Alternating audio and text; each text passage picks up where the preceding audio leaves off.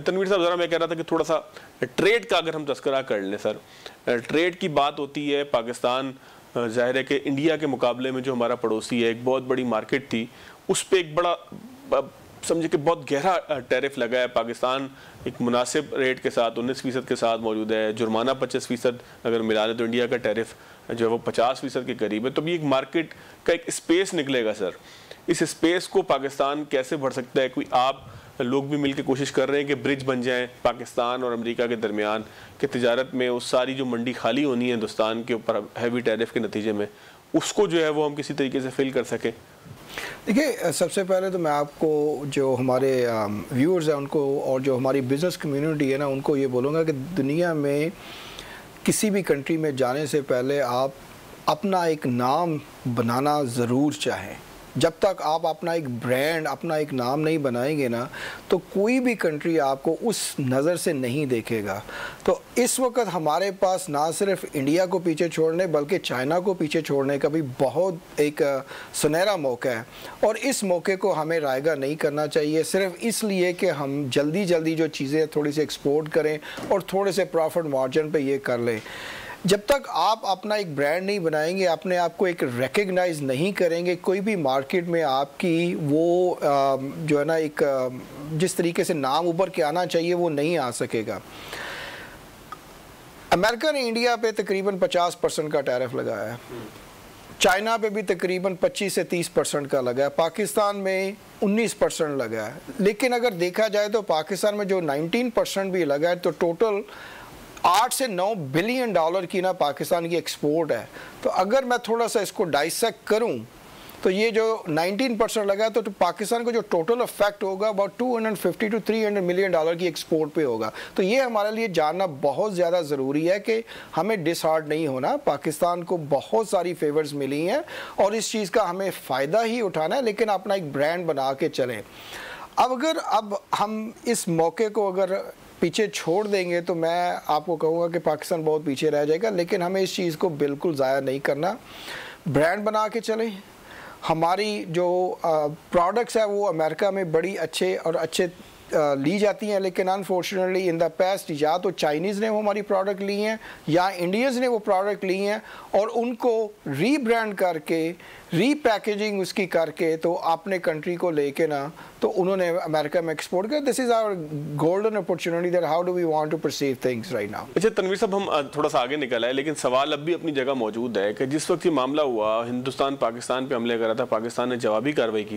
اس وقت آپ لوگ کیا کر رہے تھے، کیا سوچ رہے تھے جب پاکستان اپنے وطن کے اوپر ایک حملہ شروع ہو جائے، ایک مشکل کے اندر صورتحال ہو، تو کیا سوچ آتی ہے ایک مقیم پاکستانی کو جس کی جائے پیدائش پاکستان ہو؟ میں فواد بھائی یقین کرے وہاں پہ تقریباً 10 گھنٹے کا فرق تھا، تو پوری رات وہاں پہ تو رات تھی، تو جیسے یہ سارا وہ شروع ہوا تو یقین کریں بالکل نیند نہیں آئی اور دل سے یہی دعا نکل رہی تھی کہ یہ ہماری زندگی میں ایک پہلا ایسا موقع آیا کہ جس میں ہم اپنی عسکری قیادت کو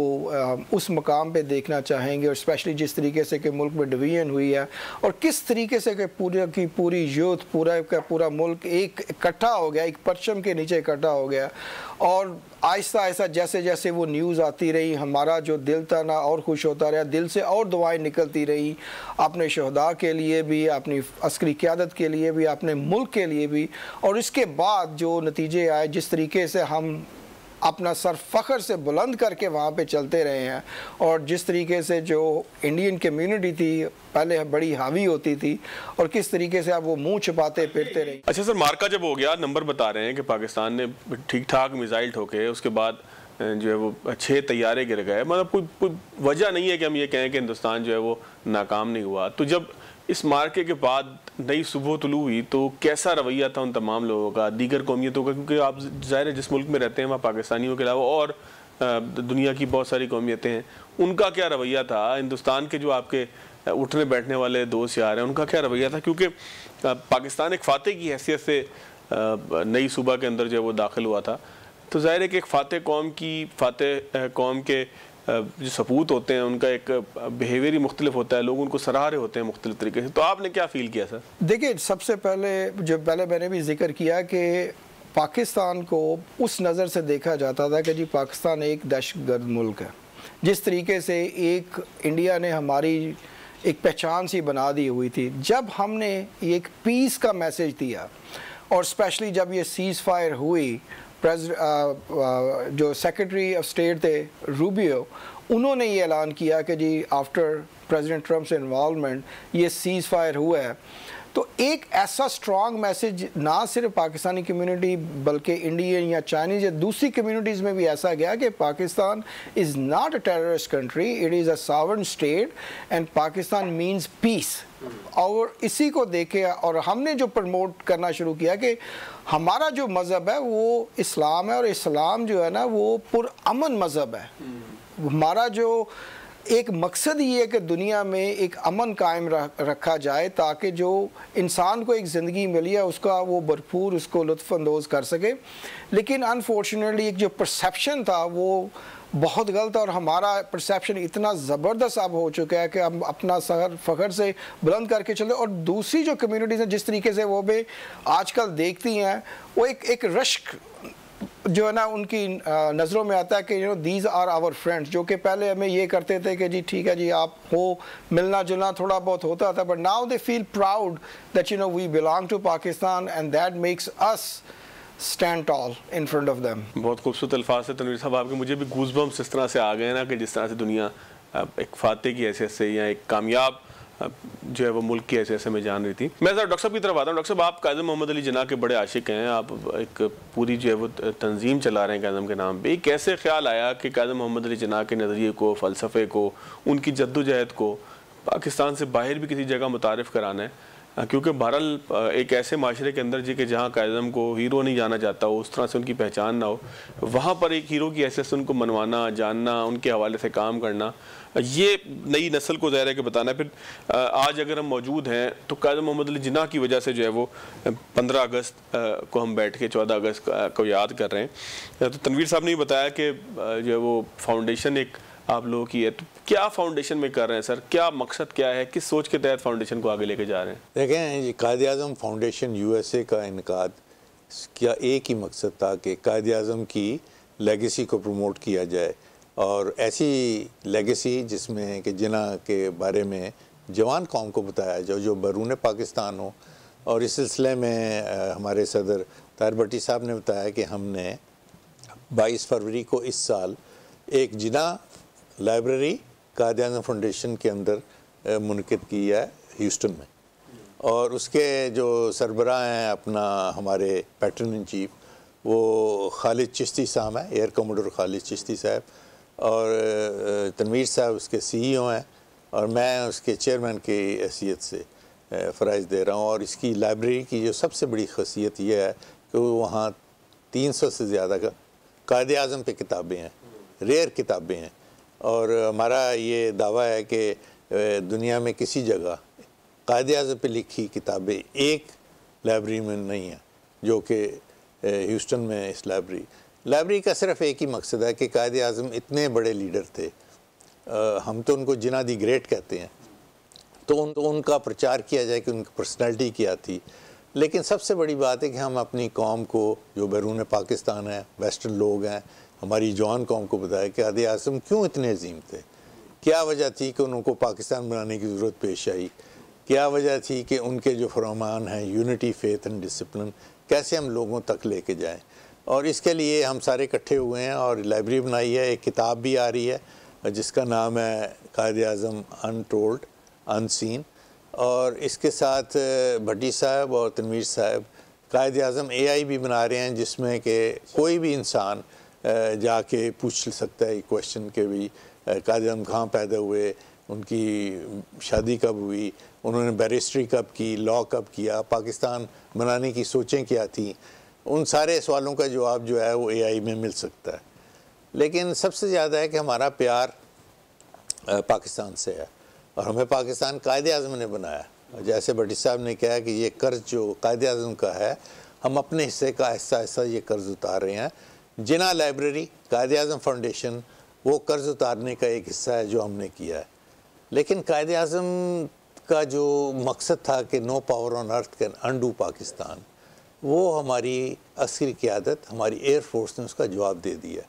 اور یہ بات ہمیں خالد چشتی سے بنائی ہے کیونکہ وہ ایئر کموڈر تھے. جی چشتی صاحب ہمارے پاس بھی جب آئے تو بلکہ پاکستان میں اگر کسی نے پاکستان ایئر فورس کی پوری کل چین کو اور پوری کارروائی کو ڈیفائن کرنا شروع کیا تو وہ چشتی صاحب ہی تھے. میں ذرا طاہر بھٹی صاحب کی طرف آ جاؤں. طاہر بھٹی صاحب، جس طرح ڈاکٹر صاحب بتا رہے تھے کہ ایک فاؤنڈیشن کی سربراہی آپ کر رہے ہیں، تو سر کیا فاؤنڈیشن آپ کی کر رہی ہے، خاص طور پہ ایک ایسے دور میں کہ جب کتابیں متروک ہو رہی ہیں، اے آئی کا دور ہے، ڈاکٹر صاحب نے بھی تذکرہ کیا کہ اے آئی کے اوپر بھی کام ہو رہا ہے، ڈیجیٹل ورژنس کے اوپر بھی کام ہو رہا ہے، تو سر کیا کام ہو رہا ہے، کیا خدمت ہو رہی ہے، کس طریقے سے نظریہ پاکستان، نظریہ قائد محمد علی جناح کا جو نظریہ تھا پاکستان کی جو تشکیل کے حوالے سے کیا کام ہو رہا ہے، اور کیا سوچ رہے ہیں آپ لوگ کہ امریکہ میں اس کی ضرورت کیا ہے؟ کیونکہ وہاں پہ ہم نے دیکھا ہے کہ جتنے بھی پاکستانی ہیں ان کو فاؤنڈیشن جو ہے اس کا نہیں پتہ کہ پاکستان کب بنا، کیسے بنا، قائد اعظم کی کیا خدمات ہیں بننے میں. تو یہ پوری سٹوری بنانے کے لیے ہم نے پہلے لائبریری بنائی، اس کا آفس بنایا، اس میں بکس رکھیں. ناؤ وی ہیو ہمارے پاس بچے ہیں، بچیاں ہیں جو کہ قائد اعظم کے اوپر اسپیچ کرتی ہیں، ان کو پتہ ہے، رہتے وہی ہیں، تو وہ یہ کہتے ہیں ہاں جی قائد اعظم کا کیسے نہرو سے ملے یا گاندھی سے ملے اور کیا ہوا، اور اس کا پورا اب ان کو ٹولز دینے پڑتے ہیں ہمیں. تو ٹولز کے لیے ہم جتنی بکس ہیں ہمارے پاس ان کو ہم ڈیجیٹائز کر رہے ہیں، وہ ڈیجیٹائز ہو جائیں گی. اس کے بعد ہم اس کی ایک ایپ بنا رہے ہیں جو کہ آپ ٹیلی فون پہ، کمپیوٹر پہ جتنی بکس ہیں ہمارے پر وہ آپ پڑھ سکتے ہیں. ہاں تنویر صاحب ذرا آپ کی طرف آ جاؤں، اختتام بالکل ہے، پروگرام کا آخری 1 منٹ ہے. سر یہ فرمائیے گا کہ امریکہ بھی توقع رکھتا ہے کہ پاکستان جو ہے وہاں سے بھی کچھ چیزیں جو ہے وہ امپورٹ کرے، ایکسپورٹس تو ہم بڑھانے کی بات کرتے ہیں لیکن امریکہ بھی چاہتا ہے کہ پاکستان امپورٹ کرے. تو جب امریکہ کی ایک خواہش ہو اور پاکستان جو ہے وہ امریکہ کو فیسیلیٹیٹ کرنا چاہ رہا ہو، تو کس میدان میں آپ سمجھتے ہیں سب سے زیادہ ہمارے پاس موقع ہے کہ ہم امریکہ کی جو ایکسپرٹیز ہیں اس کو یہاں پر جو ہے وہ لا سکیں؟ دیکھیں، سب سے پہلے میں نے بھی ذکر کیا کہ پاکستان کو اس نظر سے دیکھا جاتا تھا کہ جی پاکستان ایک دہشت گرد ملک ہے. جس طریقے سے ایک انڈیا نے ہماری ایک پہچان سی بنا دی ہوئی تھی، جب ہم نے ایک پیس کا میسج دیا اور اسپیشلی سیز فائر ہوئی، جو سیکرٹری آف اسٹیٹ تھے روبیو، انہوں نے یہ اعلان کیا کہ جی آفٹر پریزیڈنٹ ٹرمپ سے انوالومنٹ یہ سیز فائر ہوا ہے. تو ایک ایسا اسٹرانگ میسج نہ صرف پاکستانی کمیونٹی بلکہ انڈین یا چائنیز یا دوسری کمیونٹیز میں بھی ایسا گیا کہ Pakistan is not a terrorist country, it is a sovereign state and Pakistan means peace. اور اسی کو دیکھے اور ہم نے جو پروموٹ کرنا شروع کیا کہ ہمارا جو مذہب ہے وہ اسلام ہے، اور اسلام جو ہے نا وہ پرامن مذہب ہے. ہمارا جو ایک مقصد یہ ہے کہ دنیا میں ایک امن قائم رکھا جائے تاکہ جو انسان کو ایک زندگی ملی ہے اس کا وہ بھرپور اس کو لطف اندوز کر سکے.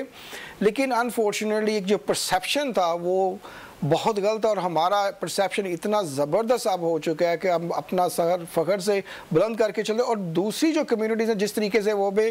آج کل دیکھتی ہیں، وہ ایک رشک جو ہے نا ان کی نظروں میں آتا ہے کہ دیز آر آور فرینڈس، جو کہ پہلے ہمیں یہ کرتے تھے کہ جی ٹھیک ہے جی آپ ہو، ملنا جلنا تھوڑا بہت ہوتا تھا، but now they feel proud that we belong to Pakistan and that makes us stand tall in front of them.